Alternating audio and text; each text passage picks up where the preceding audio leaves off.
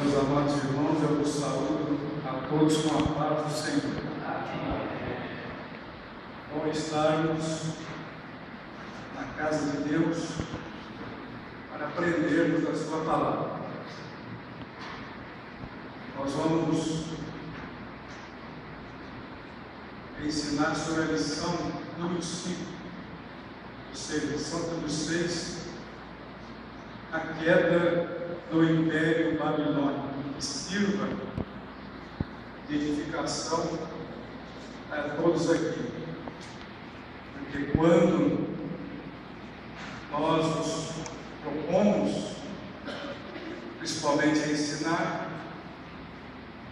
não devemos ensinar segundo aquilo que achamos ou pensamos, mas devemos, acima de tudo, termos uma orientação de Deus. Ainda que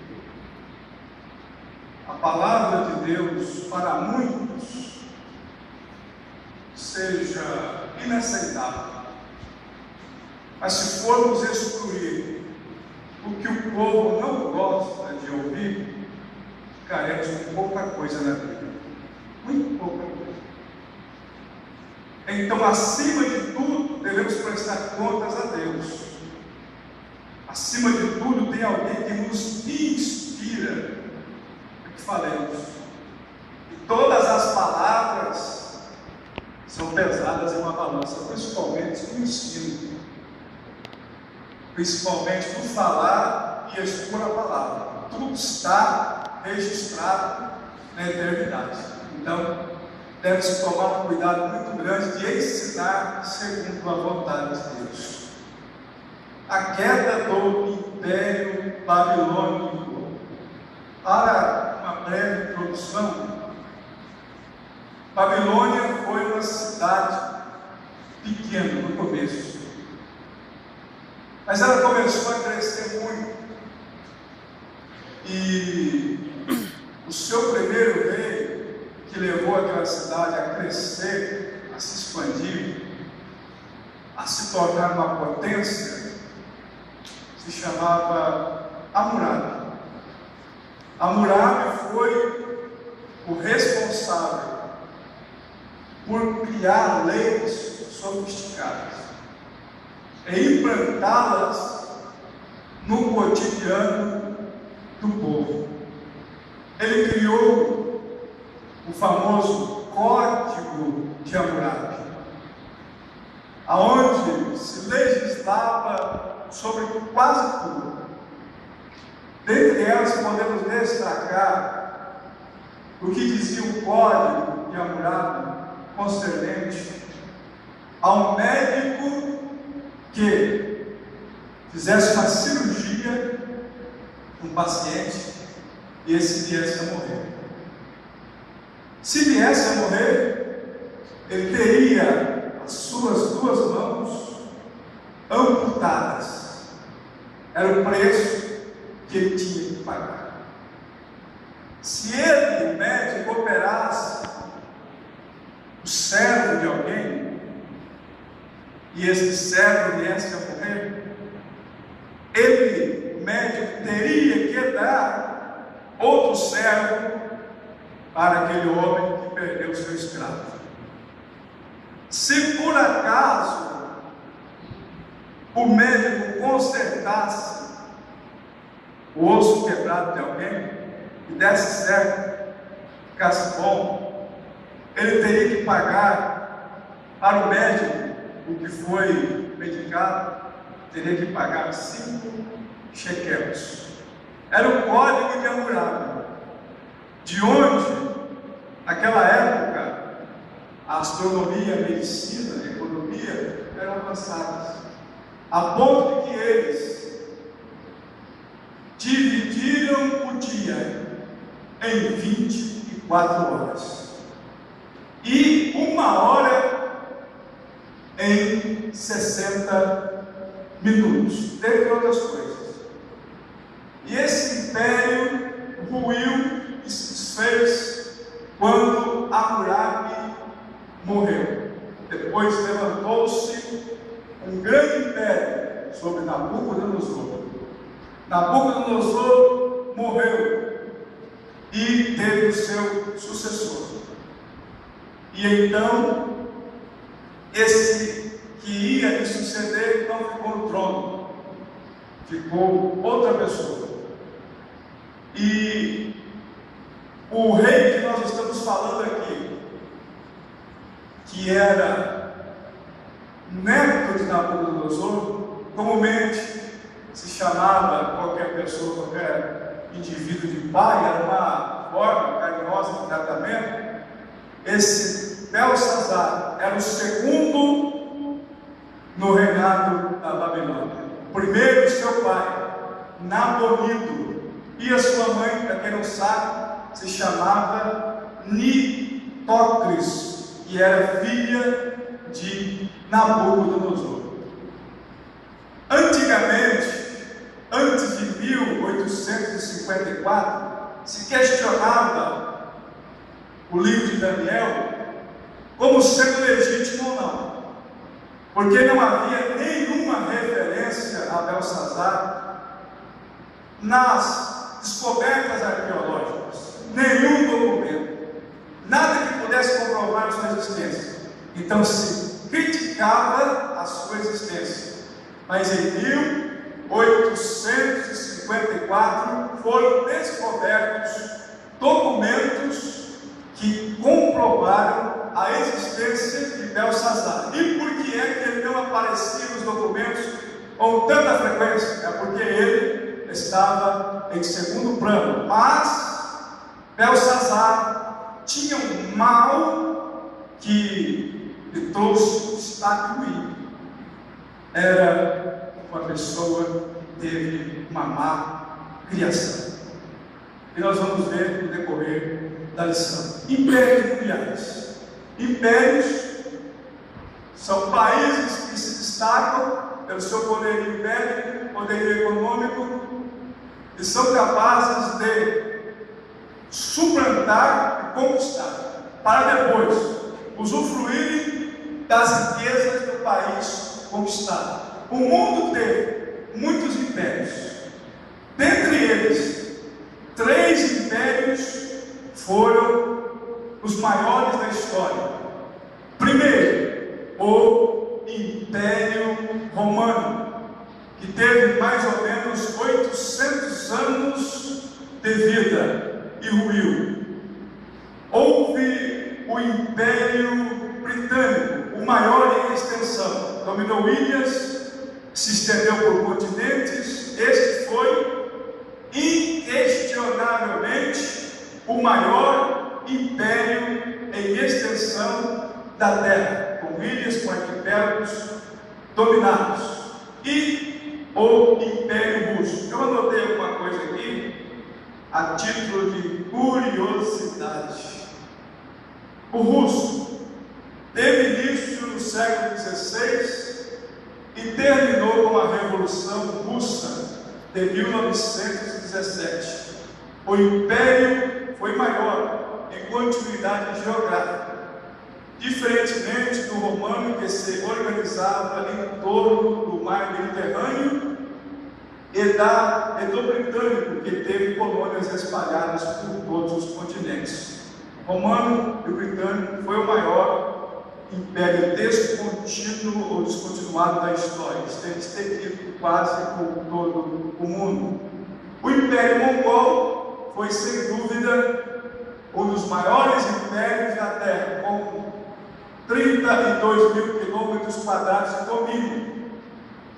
O Império Espanhol, o Império Macedônio, o Império Árabe, o Império da China ou da dinastia Qin, o Império Francês, o Império Persa, o Império Japonês, o Império Otomano, o Império Brasileiro, o Império Mexicano, o Império Inca, o Sacro Império Romano Germânico, o Império Austro-Húngaro, e Babilônia foi também, na sua época, uma das maiores, ou por que não dizer, uma grande potência mundial. Vamos à introdução da lição.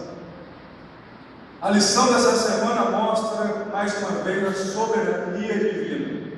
Após a morte de Nabucodonosor em 562 a.C., Evil-Merodach, o seu filho, sucedeu ao trono babilônico. Entretanto, 2 anos depois, Evil-Merodach foi assassinado pelo seu cunhado Nerigo-Sar. A história mostra esta forma de agir dos filhos dos grandes imperadores, que matavam os seus pais para tomar o poder. Um filho matava outro filho que estava no poder, assumiu o poder e, em acesso de loucura, matava todos quanto eles achavam que eram inimigos e podiam tomar o seu trono. O poder sobe a cabeça do homem. Quanto mais poder se tem, mais poder se quer. Quanto mais se domina, mais se quer dominar. Quanto mais fama se tem, mais fama se quer. Quanto mais prestígio se tem, mais prestígio se quer. É o saco sem fundo. Agora, o verdadeiro servo de Deus, que tem compromisso com o Senhor, o seu modo de vida, o seu modus operandi é glorificar a Deus acima de qualquer circunstância e elevar a Deus a sua glória, porque disse João Batista: convém que ele cresça e que eu diminua. Esta é a essência prima mater do reino de Deus, e quem quer se destacar nele? Primeiro, Jesus é grande, a gente é pequeno, a gente não é nada. Jesus é o maior e a gente é pequeno para lhe dar a glória que lhe é devida. Amém? Vamos continuar.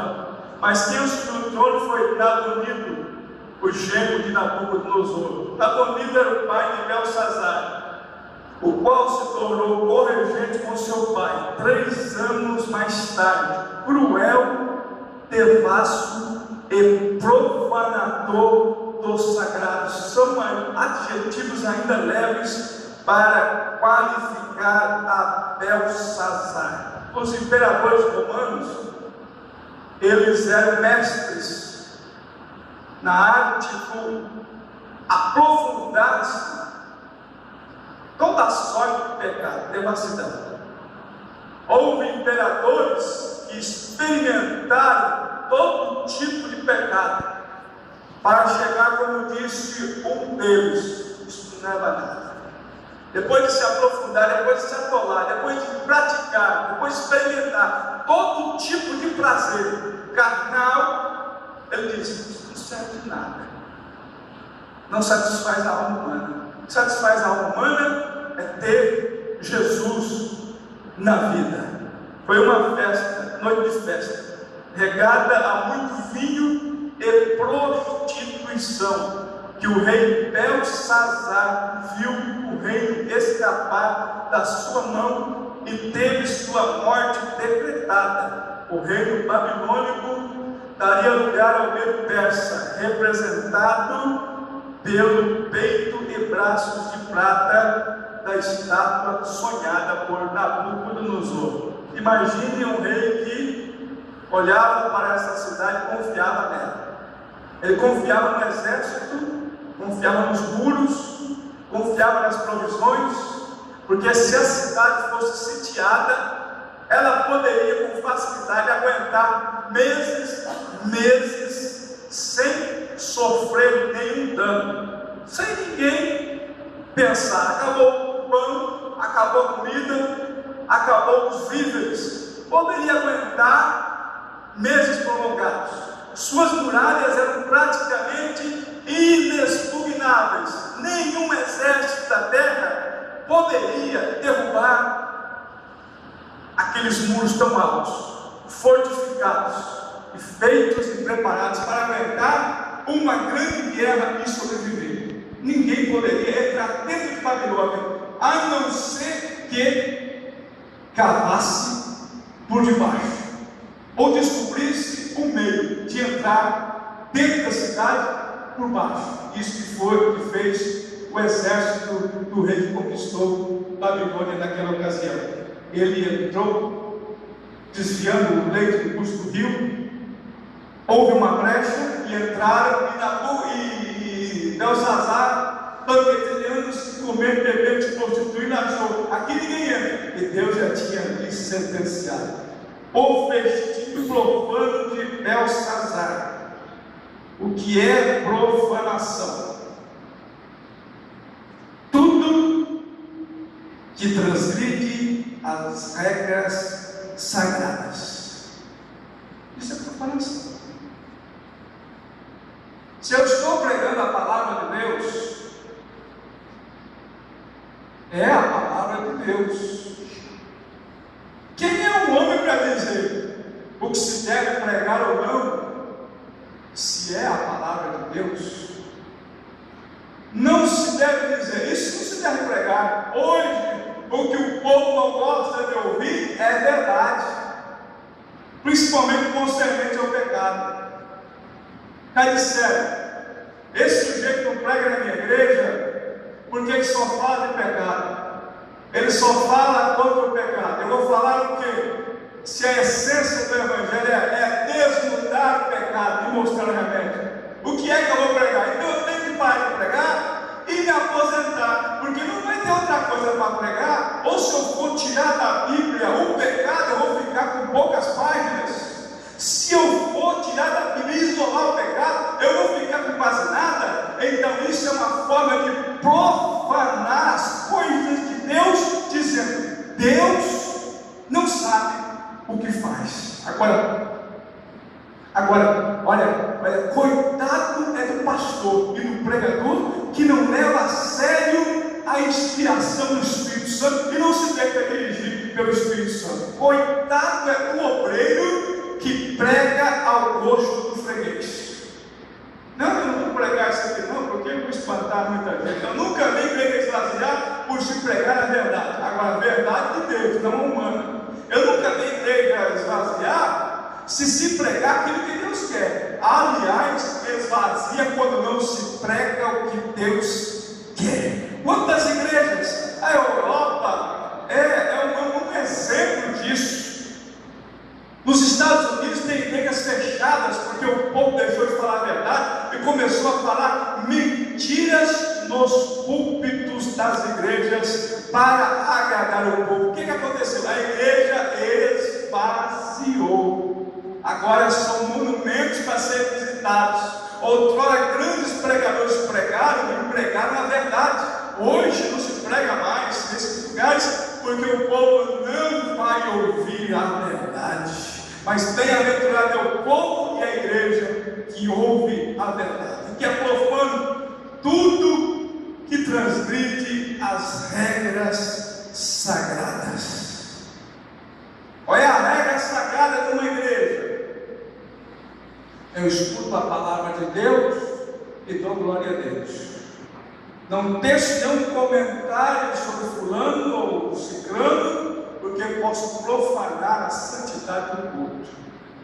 Durante o culto, quando alguém está ensinando, eu não devo fazer comentários sobre a roupa de alguém, não devo fazer comentários sobre o pregador, a gravata, o jeito que fala ou que não fala, seu português polígono, seu português errado. Eu não devo fazer isso porque estou profanando o sagrado. E qual é o sagrado aqui? É a palavra e a presença de um Deus verdadeiro. Tem gente que se acha que sabe tudo, que conhece tudo. Eu já vi tanta heresia sendo pregada nos cultos das igrejas da Assembleia de Deus. Se eu for falar aqui, eu vou me comprometer. E eu não estou querendo, por enquanto, me comprometer. Eu ainda sou pequenininho. Um dia que eu tiver voz ativa, eu vou expor essas heresias dentro da igreja e vou mostrar o quanto se ensina errado. E o povo ainda dá glória, a Deus, porque não entende a Bíblia, não conhece a história, não conhece a exegese do texto, não conhece o que o texto diz, o que o texto explica, não conhece nada, absolutamente nada da verdade da palavra de Deus, e o povo ainda dá glória. O povo que precisa abrir os olhos e ver a verdade da palavra do Senhor, precisa abrir os olhos e entender o que já disse, o certo e o errado, o profano e o sagrado. O sagrado deve permanecer. A insensatez e a crueldade do autocrata Belsazar. Aliás, para ensinar, eu tenho que ter certeza que eu ensino, para não ser contrariado. Se eu exponho uma doutrina, eu tenho que ter certeza 100% absoluta de que não posso ser contraditado. Alguém dizer, não, está errado. Porque senão eu devo ensinar aquilo que eu sei. Eu aprendi há muitos anos que um pregador, um ensinador, nunca deve ensinar aquilo que ele não sabe, porque ele pode ensinar errado e o povo aprender errado. Então eu estou ensinando aqui porque eu tenho certeza absoluta do que eu estou falando. E ninguém vai puxar meu paletó e dizer, não sabe o que está falando. Eu tenho certeza do que estou falando. A insensatez e a crueldade do autocrata Belsazar. O que é um autocrata? Autocrata é aquele que tem o poder ou domina o poder por si próprio. É aquele que manda, aquele que não dá satisfação para ninguém. Belsazar não dava satisfação para o seu pai, não dava satisfação para ministro, não dava satisfação para prefeito, ele não dava satisfação para ninguém. Ele era um autocrata. Eu mando, eu comando, eu sou, e assim faço que aconteça. Tem muita coisa nesse sentido no meio das igrejas. Tem gente que não consulta nem a Deus para agir. Tem gente que não consulta nem a Deus para fazer. E a coisa afunda e o barco afunda, porque nós não vivemos num governo autocrático, vivemos num governo onde Deus comanda. É a teocracia dentro da igreja. Deus em primeiro lugar mandando e comandando. É por isso que muitas igrejas estão afundando por aí. Aquela coisa bonita, aquela palavra vazia, aquele culto fúnebre, aquele jeito ético de se expressar, sem conteúdo, sem unção, sem ação, sem revelação e sem nada, aquela palavra que embevece os ouvintes e não edifica, não santifica, não transforma e não batiza com o Espírito Santo e com fogo. E por falar em batismo com o Espírito Santo e com fogo, esta ausência do batismo com o Espírito Santo e com fogo é uma das grandes provas de que Deus não tem sido honrado na ministração da palavra em muitos lugares. Eu prego, eu faço, eu ensino. Deus manda, mas eu não quero. Deus me manda fazer, mas eu não vou fazer. Deus dá ordem para pregar assim, eu não vou pregar assim, porque tem fulano de tal que vai se escandalizar, porque tem a fulano de tal que vai sair da igreja, porque ela não pode ouvir essas palavras. Ora, se alguém não suporta a verdade da palavra de Deus, vai suportar o quê? Se alguém não suporta ouvir o que Deus está mandando, vai suportar o quê? Sabe o que tem que fazer? Tem que procurar um lugar onde não se ensine a verdade, se pregue ao gosto do freguês. Assim era Belsazar. Era um autocrata. Quem sabe criado no mínimo. Me dá o pai todo. Faz, pai, faz. Eu quero, mãe. É meu filhinho. Quem sabe até batia na cara do pai, batia na cara da mãe. E cresceu um autocrata, um déspota, sem princípios, sem moral, um profano, um homem cruel. Segundo os historiadores, quando o pai de Belsazar, Nabonido, estava no campo de batalha para defender os interesses do reino dele, Belsazar divertia-se com mulheres e amigos para satisfazer as suas paixões. O festim de Belsazar era incompatível com o período de enfraquecimento do império da Babilônia. Habituado a ter tudo ao seu alcance, o rei não hesitava em fazer sua vontade prevalecer, tanto para matar os seus oponentes, quanto para se cercar de pessoas da sua estirpe. Belsazar era um homem cruel, a modo dos imperadores romanos. O imperador romano passava por alguém, um soldado, não gostava da cara dele. instalava o dedo, matava na frente do imperador romano, a ponto de que ele mesmo matava, da forma mais cruel. Não gosto, eu mato. Não gosto, eu tiro. Não gosto, eu mando para a sepultura porque eu sou o rei, esquecendo ele que existe um Deus lá em cima que pesa os homens na balança. Uma festa profana, a despeito da grandeza e da opulência imperial, a festa oferecida por Belsazar é dedicada aos maiorais do reino, era um festejo degenerado, pois ia desde as bebedeiras às orgias com homens e mulheres, onde a luxúria, a riqueza e a ostentação predominam a prazeres pervertidos e maldades. Assim foi aquela festa dedicada aos deuses babilônicos.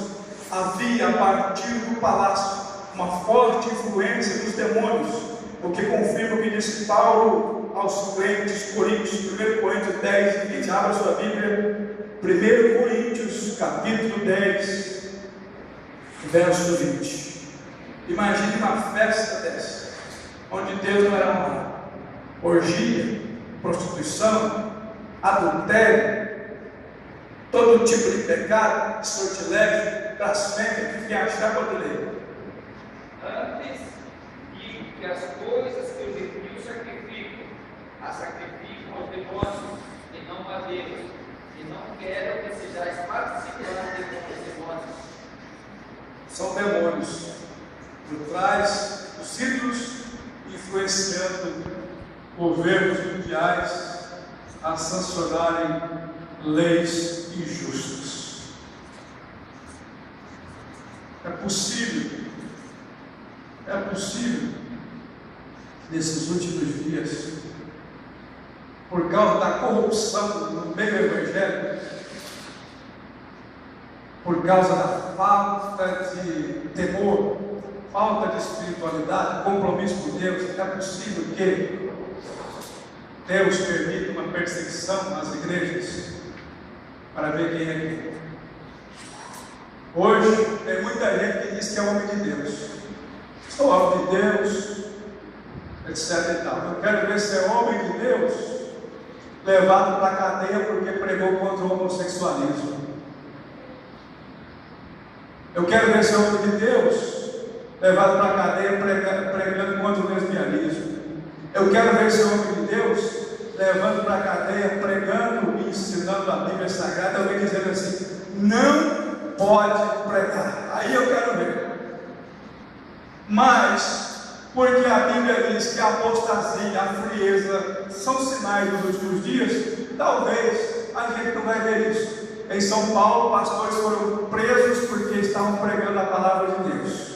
Eles não deviam nem ficar tristes. Teve um que ficou, que ia convocar a Polícia Federal, os direitos, não devia nem ficar triste com isso, devia ficar alegre e glorificando a Deus, porque estava servindo de testemunha. O duro é ser preso como bandido, como estuprador, como uma pessoa que frauda a sociedade, é terrível, mas ser preso por pregar a palavra de Deus é um privilégio, e privilégio maior é morrer por causa do Evangelho. O privilégio maior é dar a sua vida por Cristo. Aí eu quero ver aonde estão esses homens que têm este compromisso com Deus. Chegar numa igreja desta aqui, chega de gente e dizer, onde estão os pastores dessa igreja? Cadê os obreiros dessa igreja? A partir de agora, está todo mundo preso. E se não quiser preso, vai morrer agora. Eu quero ver nesta aqui e nas milhares no Brasil, o povo está perdendo a essência de ser cristão. O que é ser cristão? Ser cristão é ser testemunha, e testemunha no original, quando essa palavra foi cunhada, significa eu morro, mas morro testificando que sou crente em Jesus. Pode cortar minha garganta, pode me arrancar o pescoço, tirar meu coração, mas eu ainda estou glorificando a Deus. Deus sabe o que faz. Em tudo que acontecer, devemos glorificar a Deus.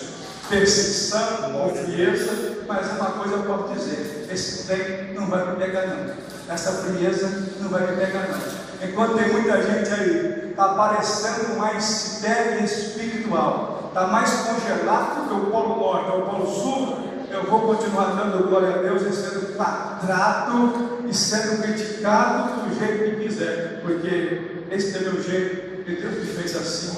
E todo homem que tem uma palavra de Deus é perseguido, sofre. Só não sofre porque não tem uma palavra de Deus na boca. Vamos lá. O irrevogável juízo de Deus, ou seja, não volta atrás. Sentenciou, está sentenciado.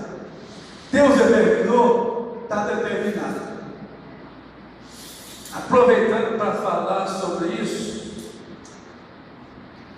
me lembrei agora de uma expressão que se diz: quem tem promessa não morre.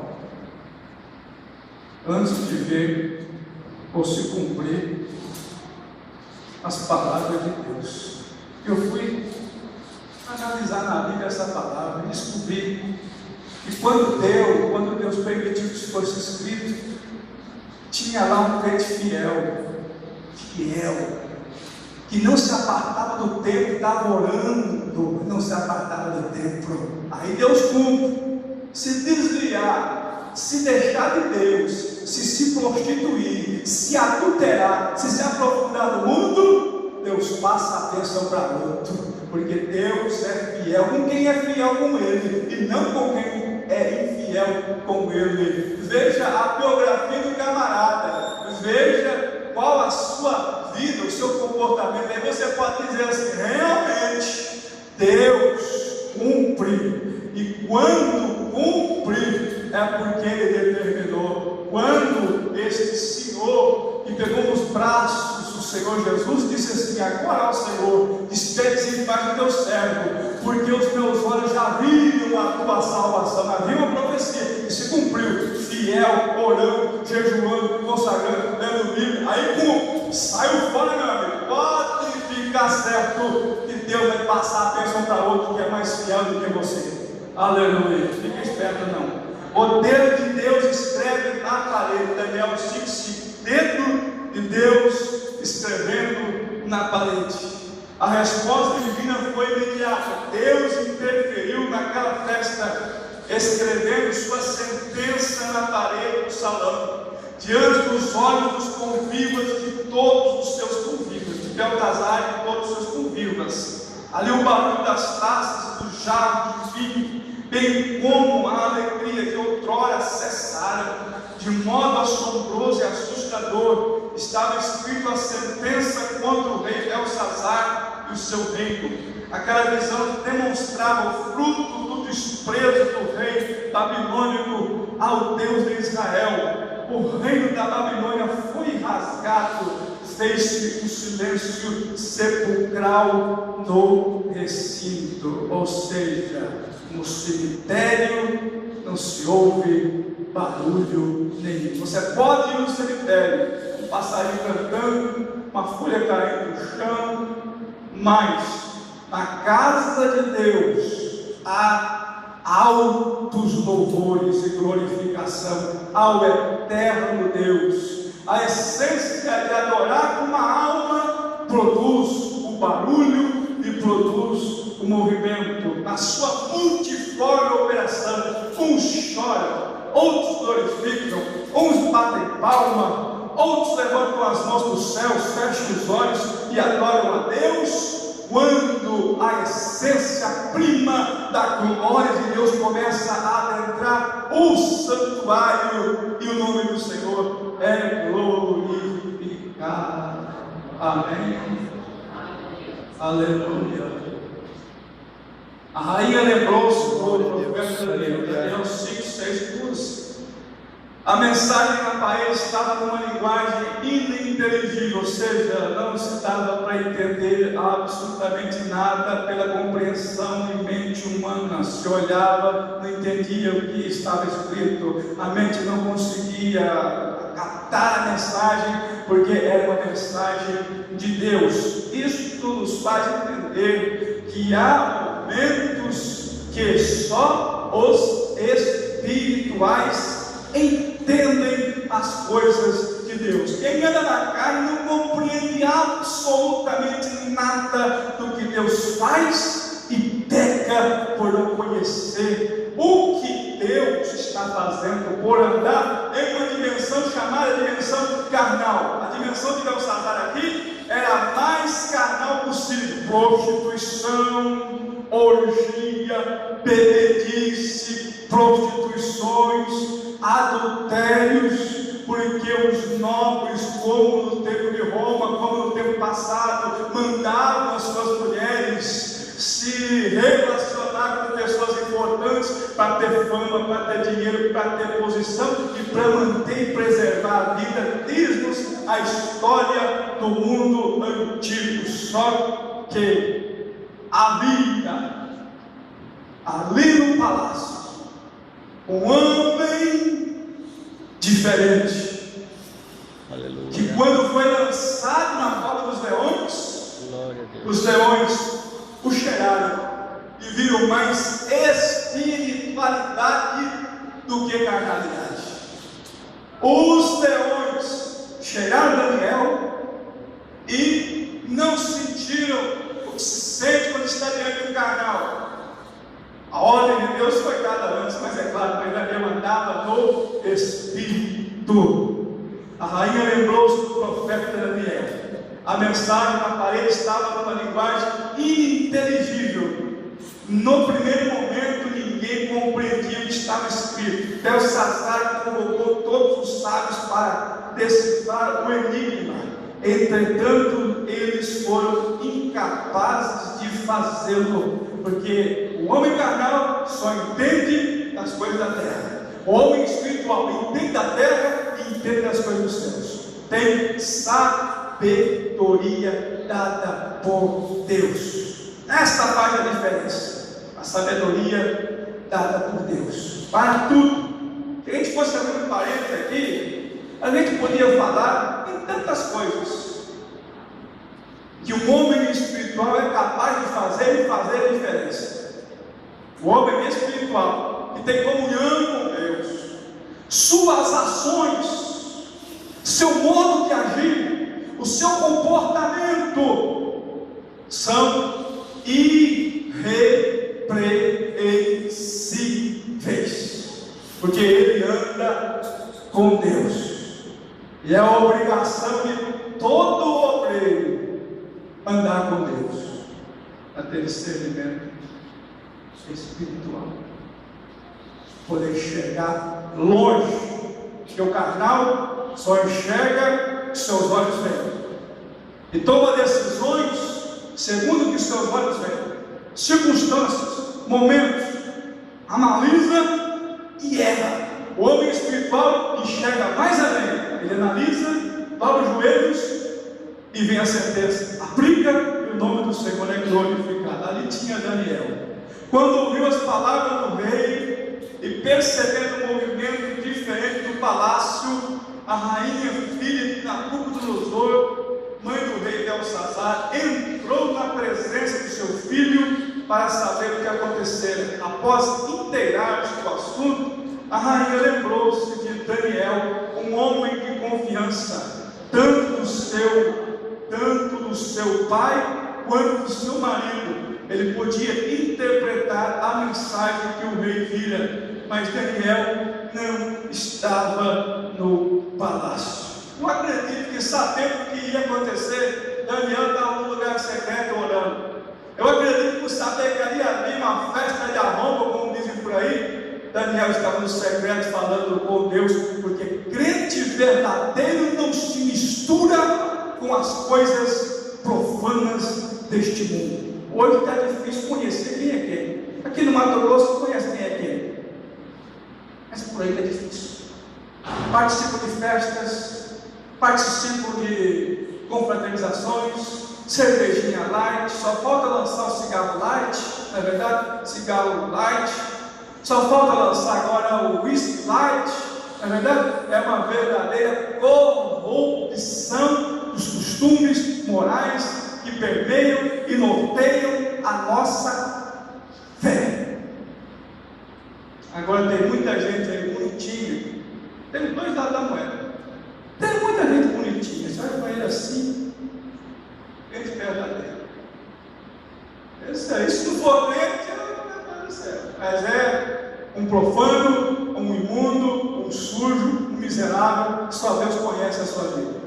Olha para a irmã, o cabelo está arrastando no chão, a saia está 2 palmos no joelho, não tem maquiagem nenhuma no coração, quer dizer, não tem esse tipo de... não tem maquiagem nenhuma na boca, sei lá onde, no olho, não tem nada disso não. Mas dentro tem tanta maldade que assusta até o próprio Satanás.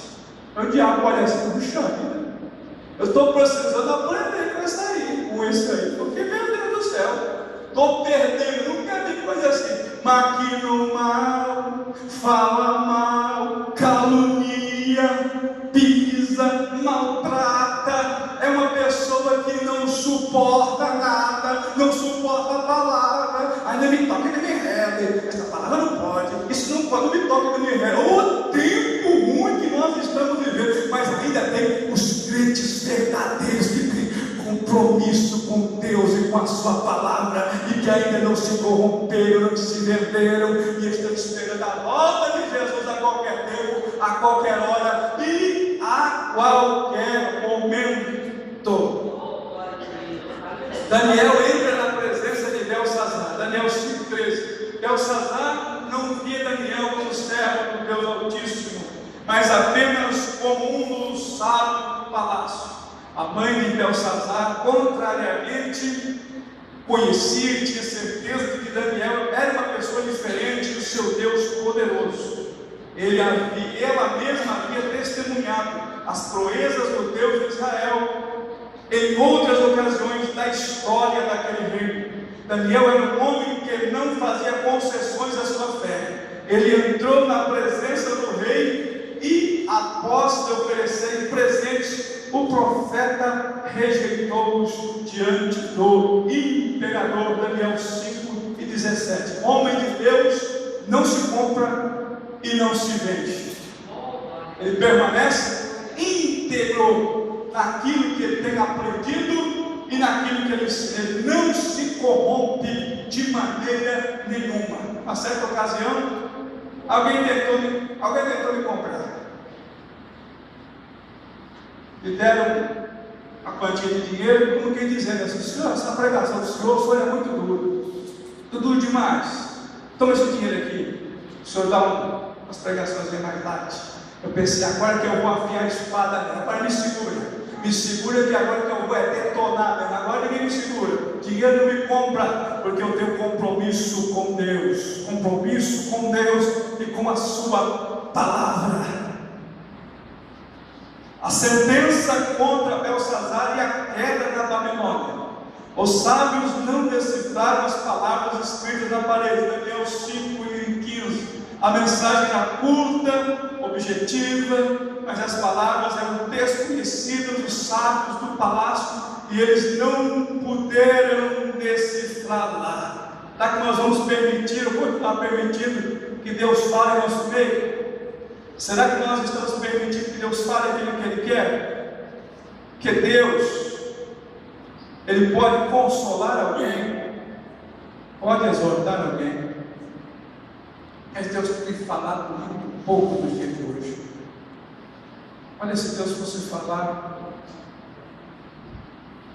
quando Deus fala aquilo que Ele quer falar, isso aí não é de Deus. Mas quando alguém bajula, esse sim, Deus falou comigo. A mensagem que estava precisando ouvir não era essa, não. Deus vem na contramão do sistema. Deus não fala que o camarada quer ouvir. Deus fala aquilo que precisa se ouvir. E Deus está acima de tudo. Ninguém aqui é maior do que ninguém. Ninguém. Todo mundo é servo, independentemente do grau de posição que se está, é servo e tem alguém maior que é Deus. Então Deus, dependendo da situação, Ele fala como Ele quer. Agora, para isso acontecer, o camarada tem que ter uma alta espiritualidade, tem que ter um comprometimento com a palavra muito grande e tem que ter a certeza que, se falar a verdade, vai para o calabouço, porque hoje não se quer ouvir a voz de Deus. Qualquer lugar do Brasil, chega-se nesses lugares corrompidos que tem por aí, e tem muito lugar corrompido que tem por aí. Eu conheço um certo lugar que o ministério se tornou uma espécie de monarquia. Pastor, presidente, passou o cajado para o filho dele, um advogado. Olha, um advogado é um advogado, você tem chamado muito bem, mas você não tem, ele não entende nada de Bíblia, nada de igreja, não.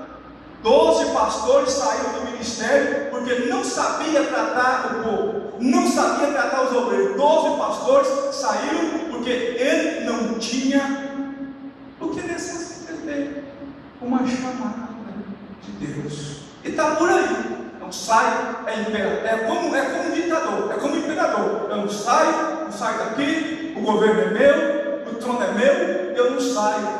O Brasil está cheio disso aí. Isso está, eu vou dizer com todas as palavras, entristecendo o Espírito Santo de Deus. O Espírito Santo está dizendo: a igreja é minha, eu faço como eu quero. A igreja é minha, eu sou Senhor da igreja. A igreja é minha e eu tenho domínio sobre ela. A igreja é minha e eu mando. A igreja é minha e eu faço como eu quero. A igreja é minha e de ninguém mais. A igreja é do Senhor Jesus Cristo de Nazaré. E quem concorda comigo?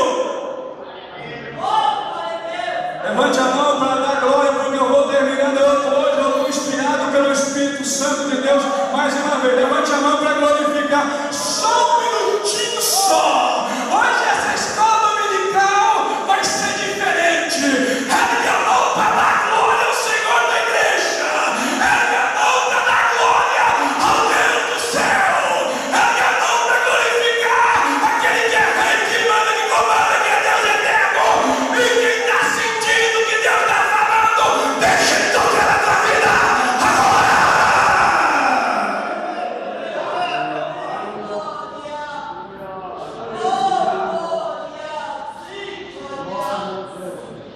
Aleluia.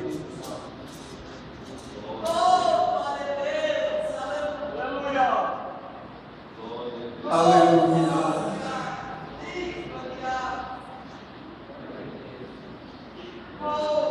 As 4 palavras misteriosas. Daniel 5:25. As palavras escritas na parede não foram interpretadas pelos sábios do império. Estes não achavam o sentido delas. Porém, sem medo e seguro, Daniel as interpretou. As 2 primeiras palavras estavam repetidas. Mene, mene, o que significa Deus estava apressando-se a fazer o que tinha determinado, com muita pressa. Não era algo a se deixar para depois. A palavra tekel tinha um sentido de pesado. A última palavra, para cima, significa dividir. Daniel 5:25. Para interpretar a mensagem, Daniel usou o termo Pérez, palavra correlata de para cima. O sentido daquela é a mesma desta. Então, nos versículos 26 e 28, o profeta explicou cada uma daquelas palavras. Esta é a interpretação daquilo. Mene, contou Deus o teu reino e acabou. Tekel, pesado foste na balança e foste achado em falta. Pérez, dividido foi o teu reino e deu-se aos medos dos persas. Deus tem uma balança fiel. Ele pesa os homens. Isso faz me lembrar de um certo pastor. Escondeu o seu pecado. 20, 30. A igreja dele é uma bênção. Mas ele tinha um pecado escondido, adultério. E naquela igreja, na Santa Ceia, Deus levantou uma irmã. E a irmã disse assim: esta noite, um homem sairá, carregado nos braços de outro, ou de outros. Aquele pastor sentiu que era com ele. Chamou o ministério. Trancaram-se na secretaria juntamente com a esposa. Ele disse: há tantos anos atrás, a força da minha juventude, eu pequei, escondi até hoje. Deus falou comigo. Isso já o pastor já tinha mandado a irmã calar a boca umas 10 vezes, mas ela não calava. Quando Deus quer falar, né, ninguém segura. O pastor disse: dobra os seus joelhos, nós vamos orar, Deus vai perdoar. Encerra-se aqui o teu pecado. Oraram, levantou, a esposa perdoou, foi para o banco. Aquela irmã novamente disse: esta noite sairá daqui um homem carregado no braço de outros.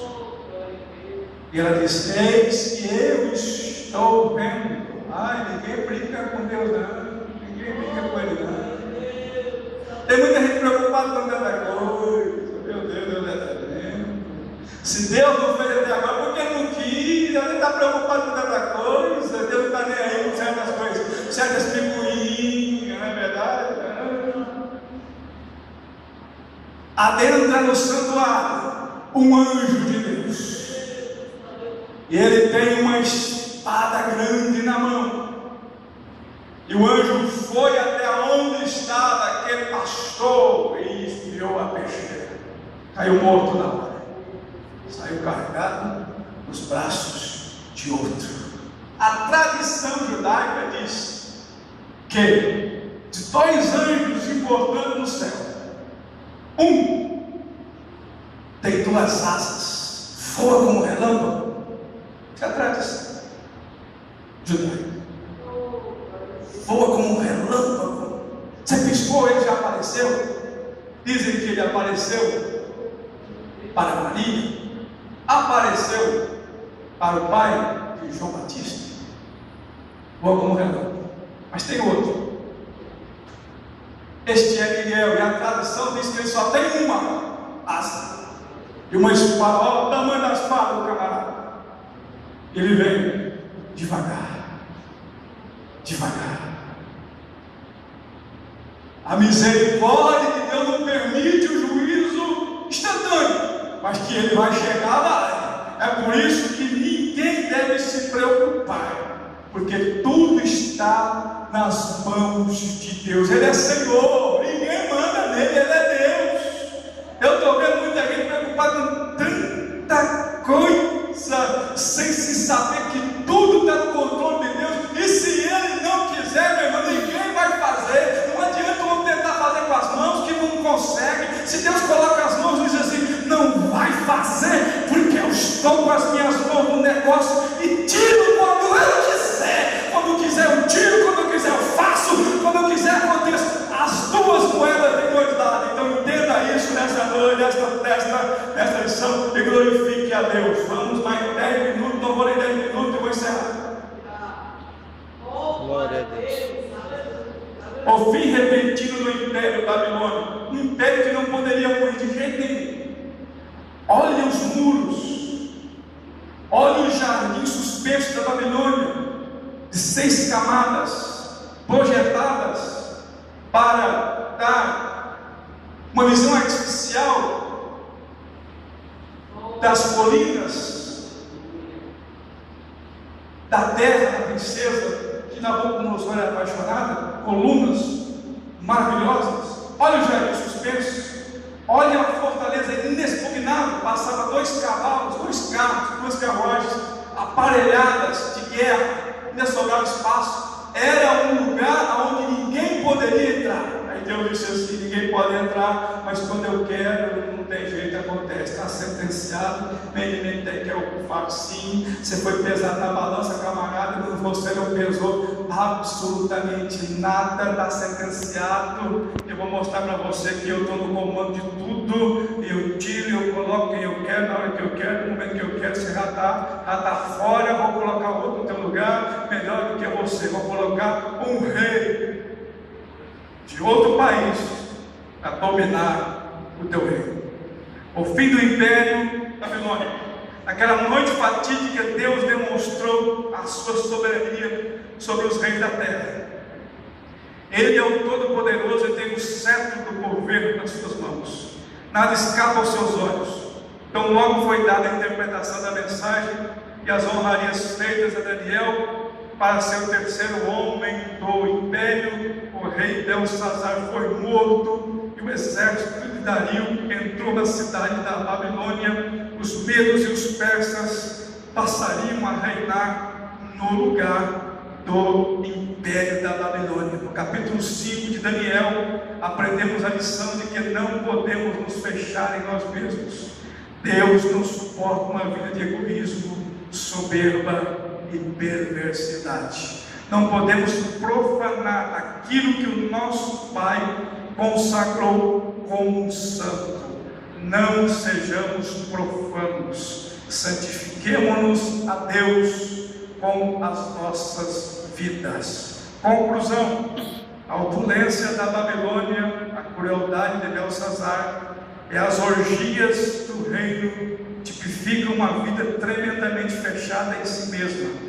A intervenção de Deus em meio àquela festa profana demonstra que Ele não admite a soberba e o egoísmo. O Pai Celestial, em Jesus Cristo, julgará todos os que se mostram soberbos e arrogantes. A queda do rei, a queda do Império Babilônico é uma lição para todos nós. Um dia, quando da segunda vinda gloriosa de Jesus, todos os povos serão julgados pelo nosso Senhor. Reflexão: Ele é o Todo-Poderoso e tem o cetro do governo do mundo em suas mãos. Nada escapa aos seus olhos. Você quer ser pesado na balança e não ser achado em falta? Recomendações da Bíblia: seja sempre verdadeiro, seja sempre sincero, seja sempre santo, seja sempre leitor da Bíblia e deixe o Espírito Santo comandar e direcionar a tua vida. Deus abençoe a todos. Quero dizer para gente que está aqui no círculo de oração, ontem eu tive que sair, peguei uma gripe, tempo quente, entra no ar-condicionado e passei a noite com aquele calor debaixo de uma coberta. Se tivesse condições físicas, eu estaria aqui, que é bom orar. Como disse o pastor ontem, não é fácil. Se eu estivesse aqui, eu não estaria hoje dando lição, vai ter um compromisso, mas a próxima vez nós estaremos aqui para juntos aproveitar o que Deus tem para nós. Eu estou melhor, tomando remédio, mas todo ano me dá esse negócio. Deus abençoe os irmãos, que tenha servido essa lição de edificação espiritual para os irmãos. Eu quero falar algo do meu coração. Eu só falo que Deus coloca no meu coração.